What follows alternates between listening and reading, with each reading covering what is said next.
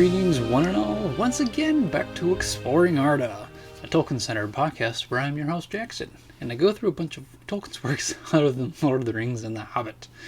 So, we've been on pretty much a Fall of Númenor craze so far this year, and from the last episode I realized that we are about halfway through, so that's really nice to hear, because this was like the main book that I wanted to focus on for the year was Fall of Númenor, which pretty much is like the end of the Silmarillion. So, but before we get into all that, I hope that you guys have checked out my Traversing Terra couple episodes there, and also the Grim Captivation.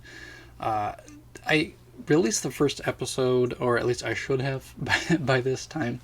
So I hope that you guys have appreciated that. I put in a lot of time, especially on both of those, but I mean, obviously with Exploring Arda being the main project and all, but I wanted to do other things that I definitely enjoy, a lot of my hobbies that I just felt like putting out on my channel. So hope you guys have enjoyed that. Now we will go into, I think this is part 6 of The Fall of Númenor. Yes, excellent. So so we left off from last time that Aldarion was not the greatest guy. And that, well, I would say he's not the greatest husband and not the greatest father, which I guess either one kind of ends up, you're not really the best guy, like the best guy around if you're literally just years away from, he's been years away from his wife and his daughter, his family, and when he comes back, pretty much Erendis is just like, no, like she doesn't accept him pretty much, and he's like, okay, well, because that, I'm gonna just leave. And then Meldor's just like, hold on, I'm actually gonna make you king instead. And so Aldarion's just like, oh, never mind, I guess I'm staying. So and that's kind of where we're at right now, because the next segment is called The Ascension of Tar Aldarion. So, and of course, Tar Aldarion means, that he becomes king. So I think we're gonna go right into the story here. Alright, it actually begins with a little note here. So, as Christopher Tolkien writes in Unfinished Tales from page 205, from the point where Aldarion read the letter from Erendis, refusing to return to Armenelos, the story can only be traced in glimpses and snatches, from notes and jottings, and even those do not constitute the fragments of a wholly consistent story, being composed at different times and often at odds with themselves. Drawing on these disparate sources, Christopher editorially continues and concludes Aldarion's story under the heading The Further Course of the Narrative. So, pretty much that. It seems that when Aldarion became king of Númenor in the year 883, he determined to revisit Middle-earth at once, and departed for Mithlond either in the same year or the next. It is recorded that on the prow of Hirolande he set no bough of Oileri, but the image of an eagle with golden beak and jeweled eyes, which was the gift of Círdan. It perched there by the craft of its maker, as if poised for flight unerring in some far mark that is espied. This sign shall lead us to our aim, he said.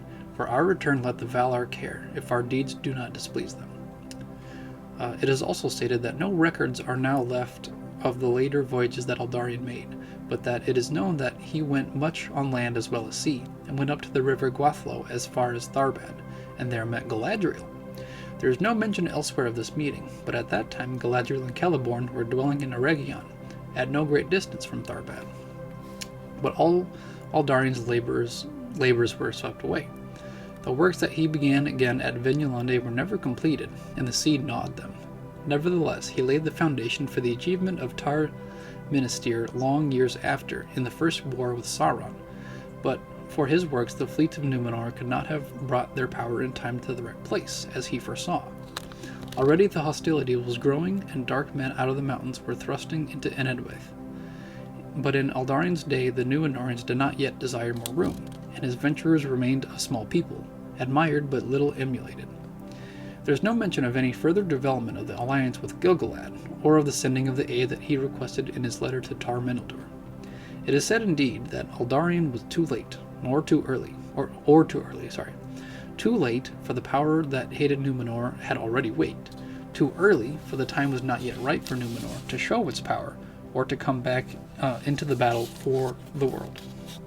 There was a stir in Númenor when Tar Aldarion determined to return to Middle-earth in 883 or 84. But no king had ever before left the island, and the council had no precedent.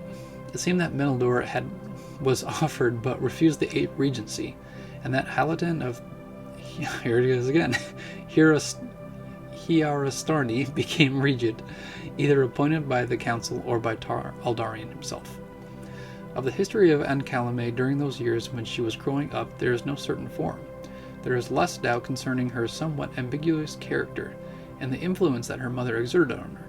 She was less prim than Erendis, and natively liked display, jewels, music, admiration, and deference.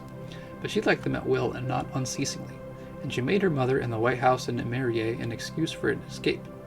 She approved, as it were, both Erendis' treatment of Aldarion on his late return, but also Aldarion's anger and impenitence, there you go, and subsequent relentless dismissal of Erendis from his heart and concern. She had a profound dislike of obligatory marriage, and in marriage of any constraint on her will. Her mother had spoken unceasingly against men, and indeed a remarkable example of Erendis' teaching in this respect is preserved. Men in Númenor are half-elves, said Erendis, especially the high men. They are neither the one nor the other. The long life that they were granted deceives them, and they dally in the world, children in mind, until age finds them, and then many only forsake play out of doors for play in their houses. They turn their play into great matters, and great matters into play. They would be craftsmen and lore masters and heroes all at once, and women to them are but fires on the hearth, for others to tend until they are tired of play in the evening. All things were made for their service. Hills are for quarries, river to furnish water, or to turn wheels, trees for boards, women for their bodies' needs, or if fair, to adorn their table and hearth, and children to be teased when nothing else is to do, but they would as soon play with their hounds' whelps. To all they are gracious and kind, merry as larks in the morning, if the sun shines, for they are never wrathful if they can avoid it. Men should be gay, they hold, generous as the as the rich, there you go, giving away they do not need. Anger they show only when they become aware, suddenly, that there are other wills in the world beside their own. Then they will be as ruthless as the sea wind if anything dare to withstand them. Thus it is in Ancalime, and we cannot alter it, for men fashioned in Númenor, men those heroes of old that they sing of their women we hear less, save that they have wept when their men were slain. Númenor was to be a rest after war. But if they weary of rest and the plays of peace, soon they will go back to their great play, manslaying and war. Thus it is, and we are set here among them, but we need not assent. If we love Númenor also, let us enjoy it before they ruin it.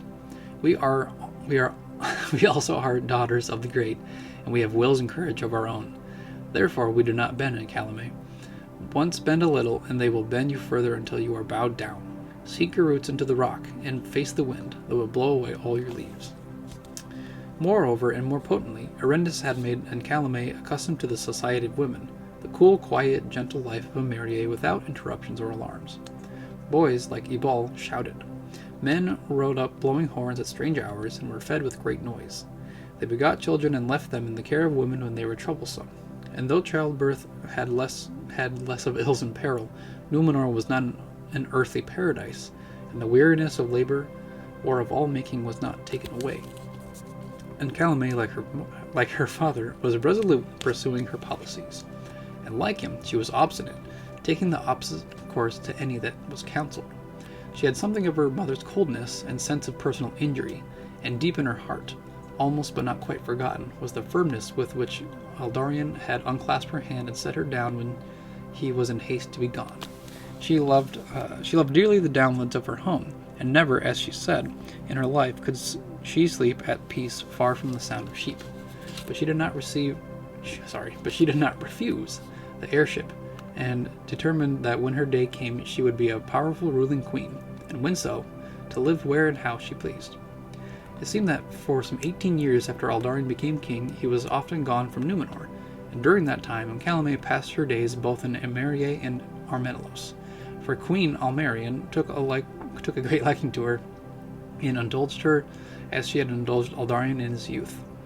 In Armenelos she was treated with deference by all, and not least by Aldarion, and though at first she was ill at ease, missing the wide airs of her home, in time she ceased to be abashed, and became aware that men looked with wonder upon her beauty, now come to its full. As she grew older, she became more willful, and she found irksome the company of Erendis, who behaved like a widow and would not be queen. But she continued to return to Emeria, both as a retreat from Armenelos, and because she desired thus to vex Aldarion. She was clever and malicious, and saw promise of sport as the prize for which her mother and her father did battle. Alright, so I'm going to do a little bit of a break here. So this one kind of like focuses more, like this the one that I just read, focuses more on oh man, why is the Ancalime? I can never remember the proper pronunciation. Basically, yeah, Aldarion's gone a lot, which is, I mean, by now it's just like it's a normal thing for them, and Erendis obviously is still trying to raise Ancalime up as like, oh, men are terrible and you shouldn't listen to them or the rule or whatever, and she gives this whole thing of like, yeah, they're loud, they're rowdy, they care about war, they care about fighting, and not much else. It's just very rowdy folk, pretty much, and especially the Númenoreans, I suppose. But even then, I feel like Ancalime still has both sides of Aldarion and Erendis at the same time. That, yeah, she was raised by Erendis, but she still has a bit of Aldarion's like stubbornness kind of still in her, and she's like, well, she can do whatever she wants. So that kind of stubbornness kind of like makes her continually return to Emeria, which is basically like all the hills and the fields where all the sheep are, and like all the peace and quiet from all the city stuff. So but we'll just go right back into the story here. So now in the year 892, when Ancalime was 19 years old, she was proclaimed to the king's heir at a far earlier age than had previously been the case, and at that time Tar Aldarion caused the line of succession in Númenor to be changed. It is said specifically that Tar Aldarion did this for reasons of private concern rather than policy, and out of his long resolve to defeat Erendis. The change of the law is actually referred to in the Lord of the Rings Appendix A. Interesting. The sixth king, Tar Aldarion, left only one child, a daughter. She became the first queen, i.e. ruling queen. For it was then made a law of the royal house that the eldest child of the king, whether man or woman, should receive the scepter. But elsewhere, the new law is formulated differently from this. The fullest and clearest account states in the first place that the old law, as it was afterwards called, not in fact a Númenorian law, but an inherited custom which circumstance had not yet called in question, and according to that custom the ruler's eldest son inherited the scepter. It was understood that there was no son the nearest male kinsman of male descent from Elros Tar Miniatur would be the heir. But by the new law, the eldest daughter of the ruler inherited the scepter if he had no son, this being, of course, in contradiction to what is said in Lord of the Rings. By the advice of the council, it was added that she was free to refuse. In such a case, according to the new law, the heir of the ruler was the nearest male kinsman, whether by male or female descent. It was also ordained at the instance of the council that a female heir must resign if she remained unwed beyond a certain time. And to those provisions, Tar Aldarion added that the king's heir should not wed save in the line of Elros, and that any who did so should cease to be eligible for the heirship. It is said that this ordinance arose directly from Aldarion's disastrous marriage to Erendis and his reflections upon it, for she was not of the line of Elros, and had a lesser lifespan, and he believed that therein lay the root of all their troubles. Beyond question, these provisions of the new law were recorded in such detail because they were to bear closely on the later history of these reigns, but unhappily very little can now be said of it. At some later date, Tar Aldarion rescinded the law that a ruling queen must marry or resign, and this was certainly due to Ancalime's reluctance to countenance either alternative. but the marriage of the heir to another member of the line of Elros remained the custom ever after. At all events, suitors for Ancalime's hand soon began to appear in Emeria, and not only because of the change in her position, for the fame of her beauty, of her aloofness and disdain, and of the strangeness of her upbringing had run through the land. In that time the people began to speak of her as Emerwin Arenel, the princess shepherdess. To escape from importunity, Ancalime, aided by the old woman Zamine, went into hiding at a farm on the borders of the lands of Halatin of Hiastorni, where she lived for a time the life of a shepherdess. The accounts, which are indeed no more than hasty jottings, vary as to how her parents responded to this state of affairs. According to one, Erendis herself knew where Ancalime was and approved the reason for her flight, while Aldarion prevented the council from searching for her, since it was to his mind that his daughter should thus act independently. According to another, however, Erendis was disturbed at Ancalime's flight, and the king was wrathful, and at this time Erendis attempted some reconciliation with him, at least in respect of Ancalime. But Aldarion was unmoved, declaring that the king had no wife, but that he had a daughter and an heir, and that he did not believe that Erendis was ignorant of her hiding place.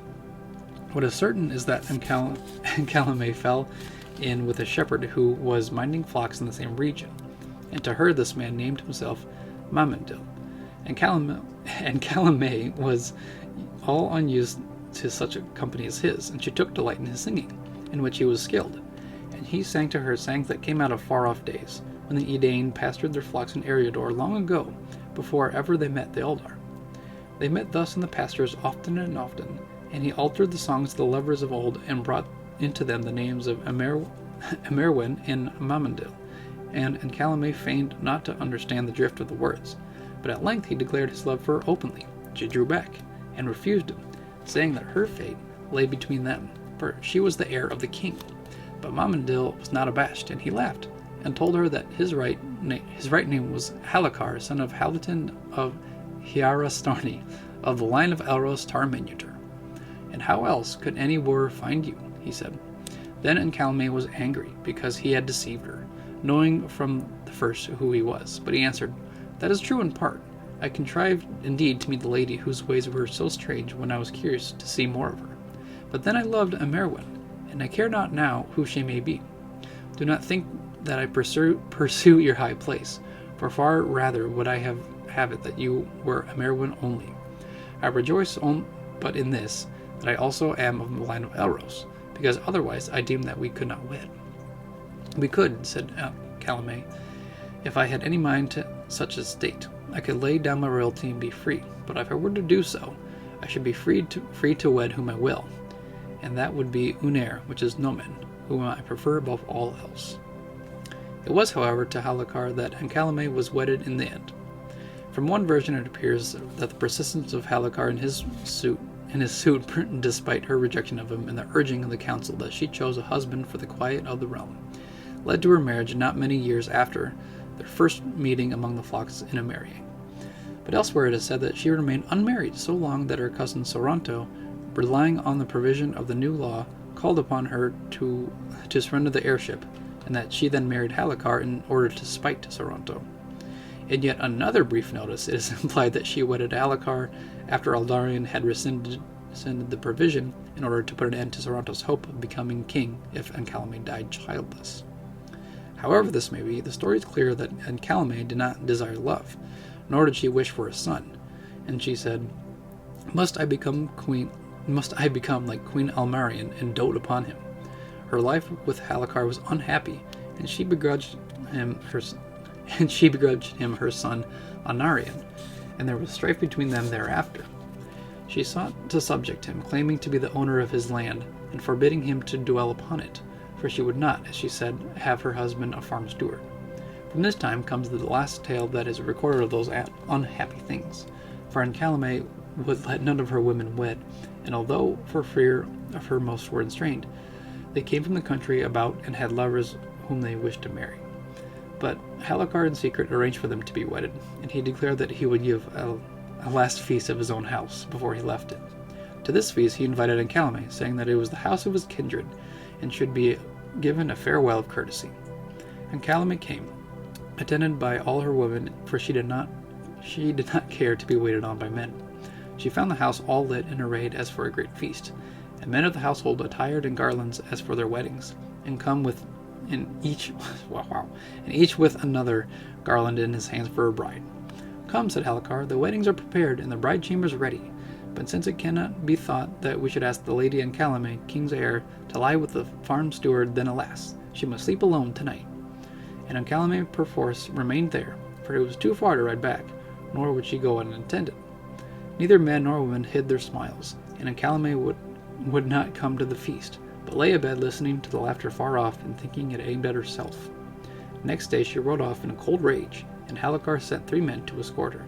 Thus he was revenged, for she never came back to Emeria, where the very sheep seemed to make scorn of her, but she pursued Halakar with hatred afterwards. Alright, quick little break here again. So, it's not going too well with Ancalime, it seems like. Not only is there like pressure because she is like the heir of Aldarion, and pretty much there's a whole laws of being wed or not being wed, and laws are changing every now and then. Now she can't even like go back to Emeria and enjoy those lands because she was pretty much just like kind of like made fun of in a way. I don't know, like she was tricked. So it's like it's just kind of going downhill for her, which is a bummer. But there's just a lot of strife that is surrounded with Ancalime, so it's kind of a bummer for her. Just like Erendis, her mother, she does not want to resort on a guy. She doesn't want to depend on the king, on getting, pretty much becoming queen, but always doting on the king. She doesn't want to have that because she sees that with Aldarion and Erendis. She's like, nah, not the life for her, so. But yeah, so we're going to go back into the story. Of Erendis it is said that when old age came upon her, neglected by Ancalime and in bitter loneliness, she longed once more for Aldarion. Learning that he was gone from Númenor on what proved to be his last voyage, but that he was soon expected to return, she left Emeria at last and journeyed unrecognized and unknown to the haven of Rumena. There it seems she met her fate, but only the words Erendis perished in water in the year 985 remain to suggest how it came to pass. Of the lifespan granted the Númenorians, Erendis had once said that the women became a kind of imitation elves, and their men had so much in their heads and desire of doing that they ever felt the pressure of time, and so seldom rested or rejoiced in the present. Fortunately, their wives were cool and busy, but Númenor was no place for great love. Alright, and that's the section that is pretty much kind of like the end of Aldarion and Erendis. It is very, very sudden, I suppose, but I mean that's kind of like, that's why in this last note, that's kind of what happens, is that even though the Númenorians did have a long life granted to them, that's what happens in life. It just gets suddenly ended, like just like that. Just like how Erendis perished in the water. So it's just like how she died in the water. Who knows? Maybe she went out to sea, literally went out to sea, and finally gave in to her fear of the sea, of overtaking Aldarion, and maybe he didn't show up at all because he didn't show up on his promised return. So I don't know, but that is I suppose the end of Aldarion and Erendis. So let me know what you guys think about that tale of Aldarion and Erendis, and what do you guys think of Aldarion? Because I don't really like him. He might have helped like Gilgalad, and he might have tried. He got the allies with Gilgalad and the Eldar, but he kind of did it in the wrong way. Not really the wrong way, just could have been dealt with better. But anyway, we're going to actually continue on through a couple more shorter segments. And this one, if you guys can actually, well, you can't really see. The top part is just saying, Sauron, alarmed by the growing power of the Númenorians, chooses Mordor as a land to make into a stronghold. He begins the building of Barad-dûr. So, we're going into that now.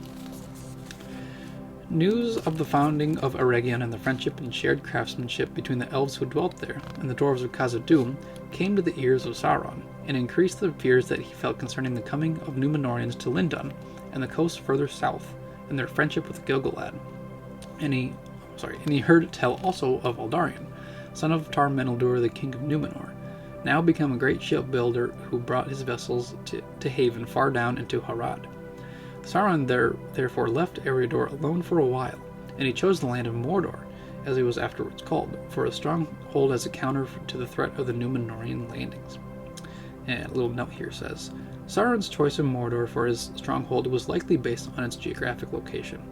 It was enclosed within a naturally defensive, three-sided, and roughly rectangular wall provided by two great mountain ranges. To the north was the arid Lithui, or Ash Mountains. To west and south was the Ephel Duath, also known as the Mountains of Shadow, or the Outer Fence, within the northwestern escarpment of which ran an additional lower ridge, its edge notched and jagged, jagged, with crags like fangs that stood out black against the red light behind them. It was the grim Morgai, the inner ring of the fences of the land.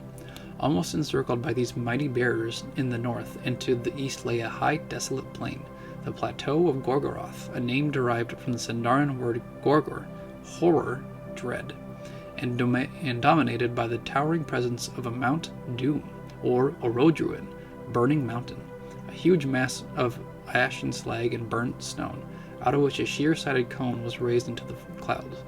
The lands all about were scarred from its violent volcanic eruptions, which were not made by Sauron, but were a relic of the devastating works of Melkor in the first long age. In the long first age, there you go. This frightful prospect was to remain for many years, even until the Third Age. Ever and anon, the furnaces far below Orodruin's ashen cone would grow hot, and with a great surging and throbbing, pour forth rivers of molten rock from chasms in its side. Some would flow blazing towards Barad-dûr down great channels. Some would wind their way into the stony plain until they cooled and lay like twisted dragon shapes, vomited from the tormented earth. And before I go a little bit further, we actually do get a little bit of a painting from Alan Lee, which is kind of the pretty much the stronghold of Barad-dûr. Might be a little blurry for you guys, but it is really cool to see his depiction of Orodruin in the background and Barad-dûr standing tall and mighty for Sauron.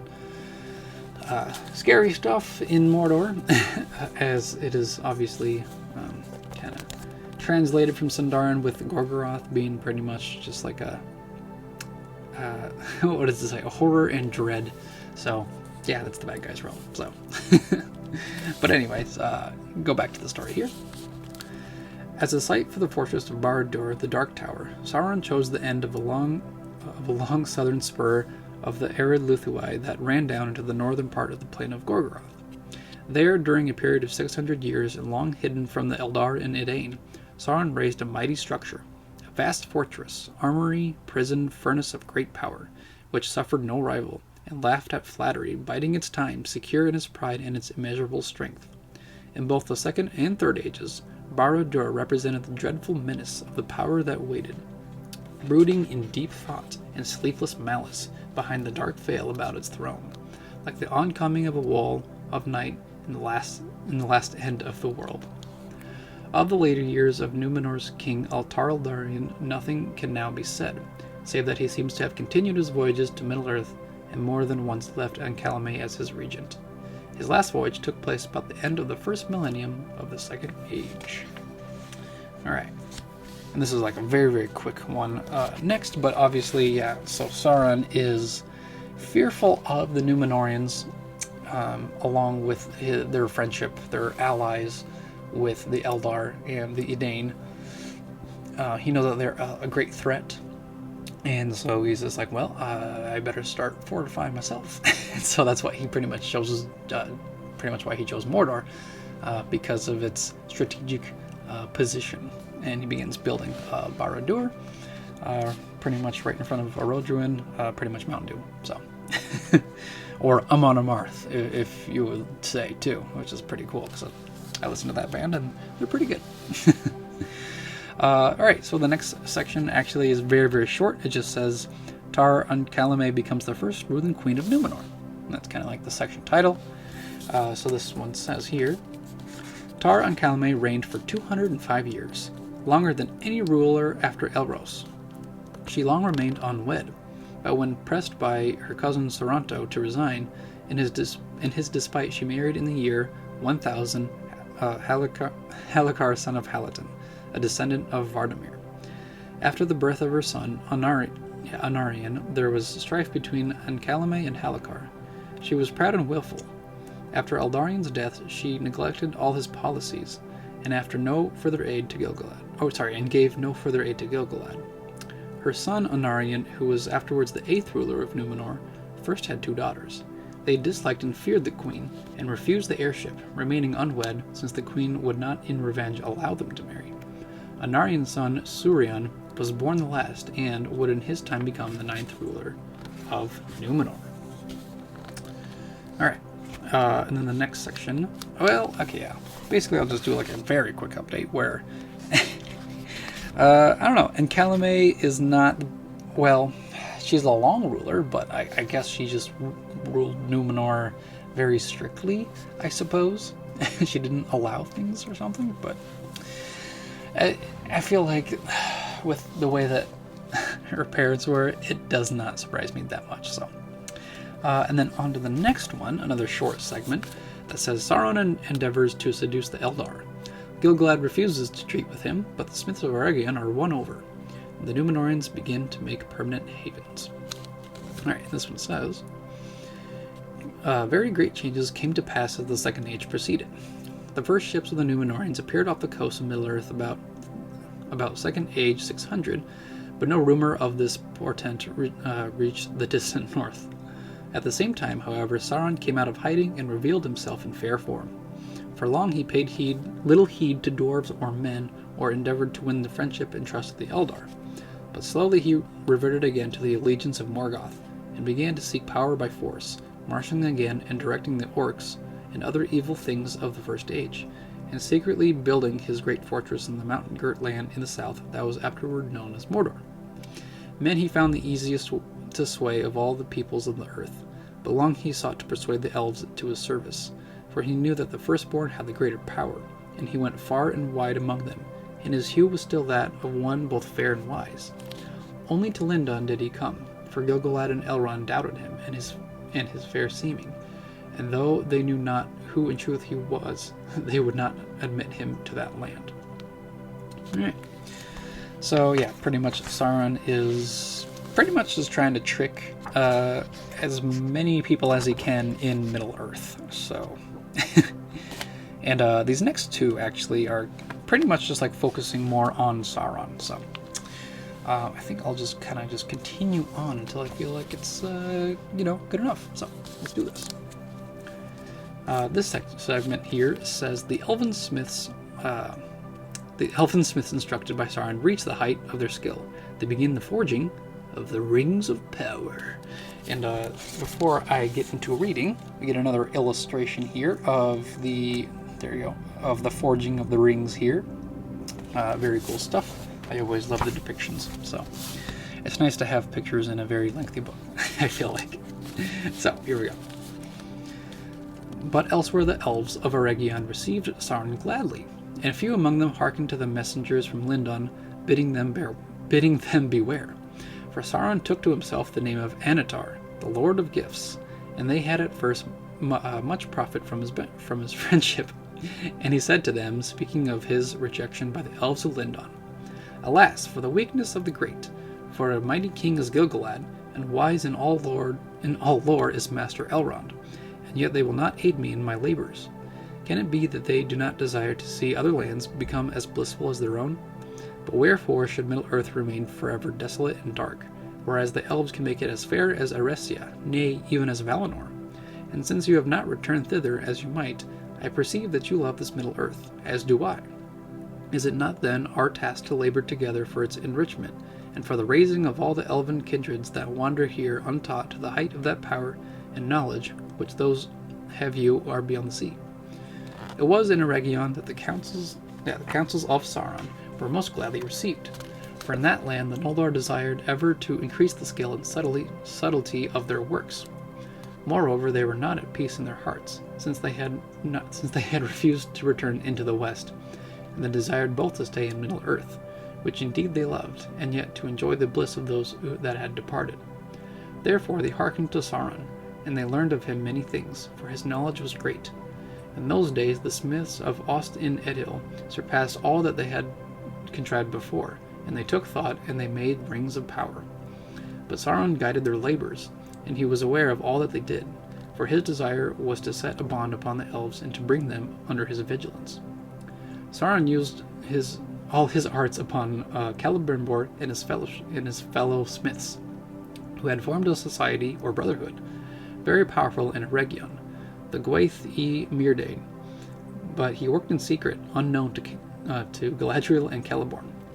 Before long, Sauron had the Gwaith-e-Myrdain under his influence, for at first they had great profit from his instruction in great matters of their craft. And then there's a little bit of a note here that says, in his letter to Milton Waldman, Tolkien wrote, Sauron found their weak point in suggesting that, helping one another, they could make western Middle-earth as beautiful as Valinor. It was really a veiled attack on the gods, an incitement to try and make a separate, independent paradise. Gil-galad repulsed all such overtures, as also did Elrond. But at Eregion great work began, and the elves came their nearest to falling to magic and machinery. With the aid of Sauron's lore they made rings of power. Power is an ominous and sinister word in all these tales, except as applied to the gods.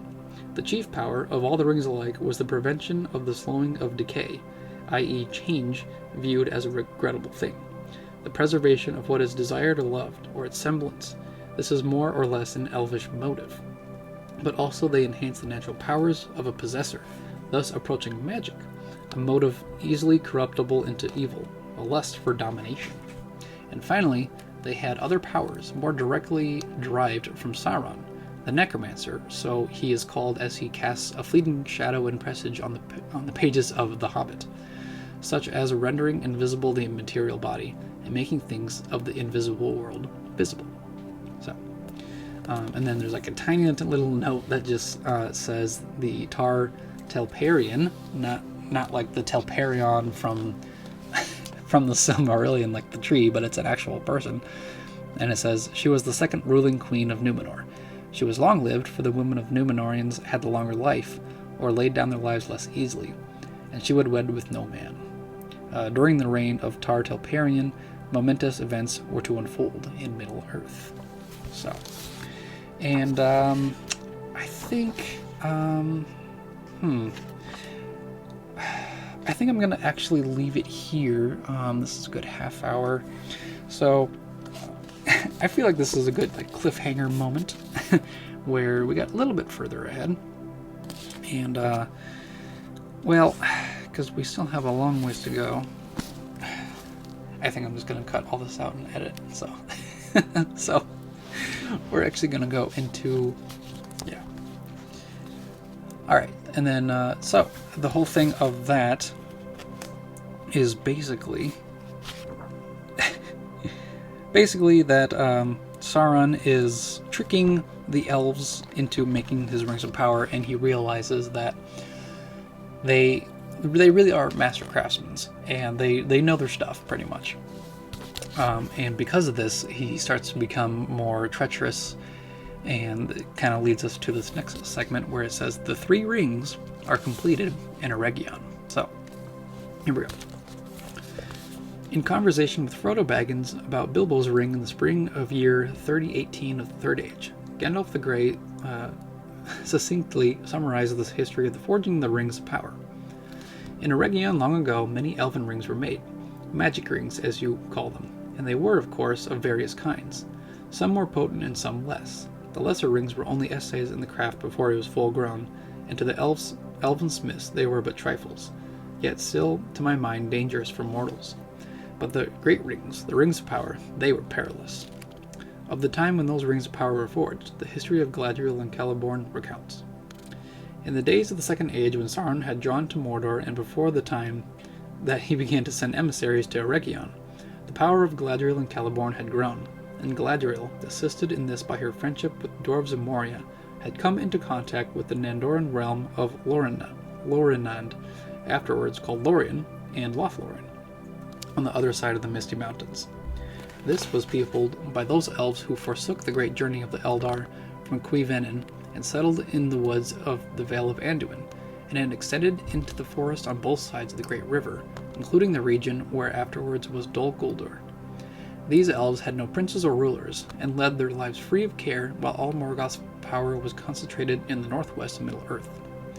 Galadriel, striving to counteract the machinations of Sauron, was successful in Lorinand, while in Lindon, Gil-galad had shut out Sauron's emissaries and even Sauron himself. But Sauron had better fortune with the Noldor of Eregion, and especially with Celebrimbor, who desired in his heart to rival the skill and fame of Feanor. In Eregion, Sauron posed as an emissary of the Valar, sent by them to Middle-earth, thus anticipating the Astari, or ordered by them to remain there to give aid to the elves. He perceived at once that Galadriel could be his chief adversary and obstacle, and he endeavored therefore to placate her, bearing her scorn with outward patience and courtesy. So great became his hold on the Gwaith-e Myrdain that at length he persuaded them to revolt against Galadriel and Celeborn and to seize power in Eregion, and that was at some time between 1350 and 1400 of the Second Age. Galadriel thereupon left Eregion and passed through Khazad-dûm to Lorinand, taking with her Amroth and Celebrian, but Celeborn would not enter the mansions of the dwarves, and he remained behind in Eregion, disregarded by Celebrimbor. In Lorinand, Galadriel took up rule in defense against Sauron.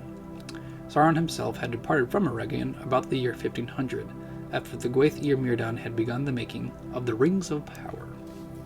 Alright, so, and then we get another painting of Galadriel kind of going through the Dwarven Kingdoms, which is actually really cool. And it's just another reason that I just do not like Celeborn at all. He's just such a rude guy. But yeah, pretty much Sauron is growing and growing in power because of his treacheries, his mind. He has such a strong will that he's able to craft these things and pretty much turn elves against other elves, which is crazy too.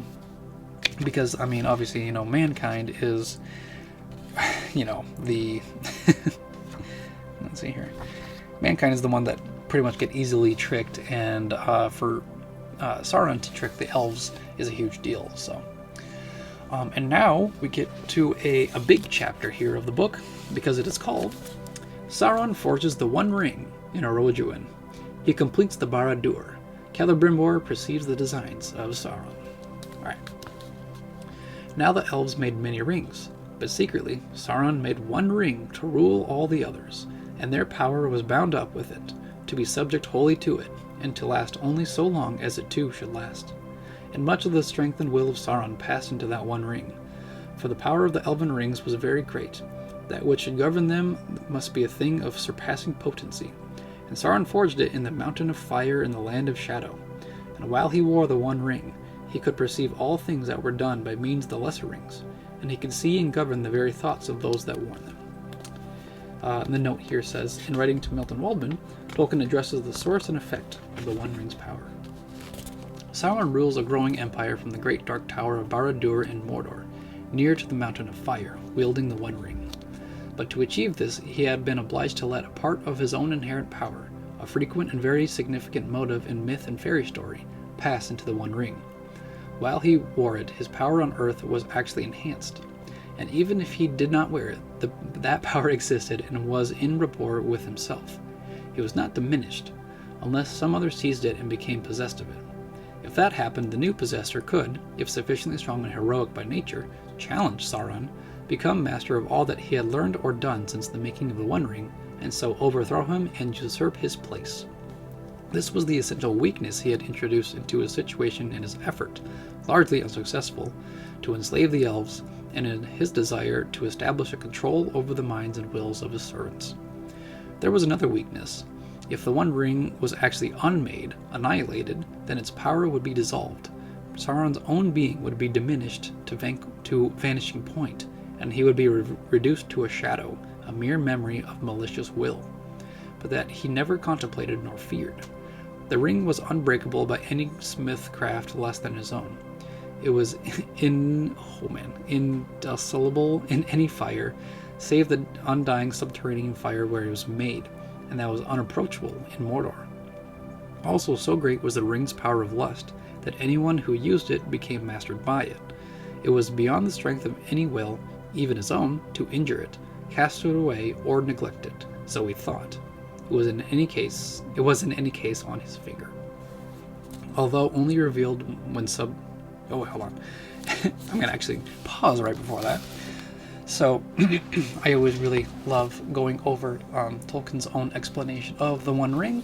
And this, obviously this is the Second Age, is when Sauron forges the One Ring. So, if anybody's curious about it, it is during the Second Age. So, and it's about 1600, it says, like the year 1600 of the Second Age. So, but yeah, pretty much Sauron is trying to make this Master Ring, and he tries to put all these things into it where it's just like, if the wearer uses it, they don't want to hurt it, they don't want to destroy it, including himself.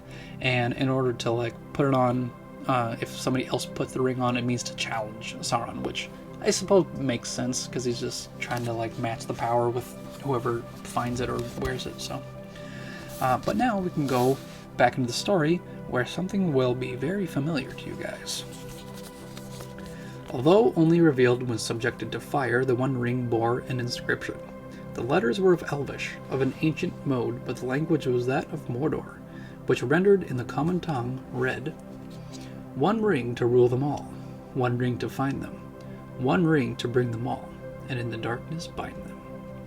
This rhyme was only 2 lines of a verse long, known in Elvish lore. 3 rings for the elven kings under the sky, 7 for the dwarf lords in their halls of stone, 9 for mortal men doomed to die, 1 for the Dark Lord on his dark throne, in the land of Mordor where the shadows lie. 1 ring to rule them all, 1 ring to find them, 1 ring to bring them all, and in the darkness bind them, in the land of Mordor where the shadows lie. And this very ring, towards the close of the Third Age, would be the subject of an alarming revelation made by Gandalf in Bag End. This is the Master Ring, the one ring to rule them all. This is the one ring that he lost many years ago, to the great weakening of his power. He greatly desires it, but he must not get it. 6 months later in Rivendell, Master Elrond, half-elven, speaks of the ring to those representatives of the free people gathered in council, telling of the elven smiths of Eregion and their friendship with Moria, and their eagerness for knowledge, by which Sauron ensnared them. For in that time he was not yet evil to behold, and they perceived his aid and grew mighty in craft, whereas he learned all their secrets and betrayed them, and forged secretly in the mountain of fire the One Ring to be their master. But as is recorded of the Rings of Power in the Third Age, and the history of Galadriel and Celeborn, sorry guys, something got in my throat, Sauron underestimated the elves of Eregion. But the elves were not so lightly to be caught. As soon as Sauron set the One Ring upon his finger, they were aware of him, and they knew him, and perceived that he would be master of them, and of all that they wrought. Then in anger and fear they took off their rings.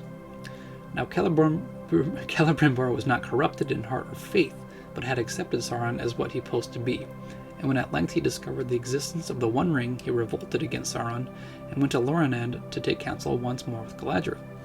They should have destroyed all the Rings of Power at this time, but they failed to find the strength. Galadriel counseled him that the 3 rings of the elves should be hidden, never used, and dispersed, far from Eregion where Sauron believed them to be. It was in that time that she received Nenya, the White Ring, from Celebrimbor, and by its power the realm of Lorinand was strengthened and made beautiful. But its power upon her was great also and unforeseen, for it increased her latent desire for the sea and for a return into the west, so that her joy in Middle-earth was diminished. Celebrimbor followed Galadriel's counsel that the Ring of Air and the Ring of Fire should be sent out of Eregion, and he entrusted them to Gil-galad in Lindon. Okay, there we go. At this time, after 6 centuries of labor by those creatures held in Sauron's thrall, and aided by the power of the One Ring, the mighty structure of Barad-dûr reached completion. completion, there you go, being the mightiest fortress to be built in Middle-earth since the fall of Angband, the Iron Prison, or Hell of Iron, in the depths of the Iron Mountains that in the First Age had served as the Fortress of Melkor. Later in the Third Age, shortly before the breaking of the Fellowship of the Ring, Frodo, sitting on the seat of seeing on Amon Hen, and wearing the One Ring, saw a vision of the terrible magnificence of Barad-dûr. His gaze was held, wall upon wall, battlement upon battlement, black, immeasurably strong, mountain of iron, gate of steel, tower of adamant, he saw it. Barad-dûr, fortress of Sauron. All hope left him. It may be asked why in the Second Age, Sauron was not assaulted by an alliance of the elves and the men of the West as soon as he was divined in assembling and empowering his forces, as opposed to waiting for him to finally instigate war. In a question Tolkien would later address in January of 1970 in a text headed, and I think we're almost done here. Oh man, I'm getting a little sore here again. Another long episode. Note on the delay of Gil-galad and the Númenorians in attacking Sauron before he could gather his forces. It is now vain and indeed unjust to judge them foolish not to do, as in the end they were obliged to do, to have quickly gathered their forces and assailed Sauron. They could not have any certain knowledge of Sauron's intentions or his powers, and it was one of the successes of his cunning and deceits that they were unaware of his actual weakness, and his need for a long time in which to gather armies sufficient to assail an alliance of the elves and western men. His occupation of Mordor he no doubt would have kept secret if he could, and he would appear from later events that he had secured the allegiance of men that dwelt in lands adjacent, even those west of Anduin, in those regions where afterwards was Gondor, in the arid Nimress in Calenarda. But the Númenorians occupying the mouths of Anduin and the shorelands of Lebanon had discovered his devices and revealed them to Gil-galad. But until 1600, he was still using the disguise of beneficent friend, and often journeyed at will in Eriador with few attendants, and so could not risk any rumor that he was gathering armies. At this time, he perforce neglected the east, where Morgoth's ancient power had been, and though his emissaries were busy among the multiplying tribes of eastern men, he dared not permit any of them to come within sight of the Númenorians or western men. The orcs of various kind, creatures of Morgoth, were to prove the most numerable and terrible of his soldiers and servants, but great hosts of them had been destroyed in the war against Morgoth and the destruction of Beleriand. Some remnant had escaped to hidings in the northern parts of the Misty Mountains and the Great Mountains, and were now multiplying again. But further east there were more and stronger kinds, descendants of Morgoth's kingship, but long masterless during his occupation of Thangorodrim. They were yet wild and ungovernable, preying upon one another and upon men, whether good or evil. But not until Mordor and the Barad-dûr were ready could he allow them to come out of hiding, while the eastern orcs, who had not experienced the power and terror of the Eldar, or the valor of the Edain, were not subservient to Sauron, while he was obliged for the cozening of western men and elves to wear as fair a form and countenance as he could. They despised him and laughed at him. Thus it was, though, as soon as his disguise was pierced and he was recognized as an enemy, he exerted all his time and strength to gathering and training his armies. It took some 90 years before he felt ready to open war. When he misjudged this, as we see in his final defeat, when the great host of Minister from Númenor landed in Middle-earth, his gathering of armies had not been unopposed, and his success had been much less than his hope. Alright, so now we can actually end it. So with Sauron pretty much kind of like brooding his army in a way, I think that the whole thing of his domination of the rings scares off the elves in a way, and they realize his potential and his harmful things that he can do. But yeah, they don't attack. I think it's mostly just because they don't think that like the orcs are like the armies were really. Well, I don't know. It's kind of like back and forth, where it's like to gather the armies enough time needed. It just wasn't there, I suppose. But I don't know. But I think I'm so tired, and my back is still sore that just reading it aloud is pretty much just like Sauron creates, the Elven Rings. He creates his one ring to rule them all. He gets pretty much known as like the main villain, the main threat of Middle Earth in the Second Age. And they're all pretty much preparing for war. So, but I think that is everything that I have for this episode. And I read a lot more than I thought that I did. But it's a good thing because we're getting further into the book. I'm very happy about that. But yeah, so be sure to check out my other segments of the show, the Traversing Through Terra, basically all of my nature walks and explorations. It's been very fun, even if it's during the winter and early spring. Still kind of cold, but still enjoy it. And also be sure to continue to check out Grim Captivation, my paranormal podcast, pretty much. Another hobby of mine. It's not going to be as popular or as much as Exploring Arda, but it'll still be there. And then I almost always forget to plug my own fantasy book called The Lands of Ordia, Power of Heaven. It is on Amazon, and I would definitely appreciate anybody who gets a copy and reads it and let me know what you think about it, because I've spent so long on it and continually. So now I think with all that being said, just stay tuned for another episode, and may the light of Elbereth be with you all. Farewell.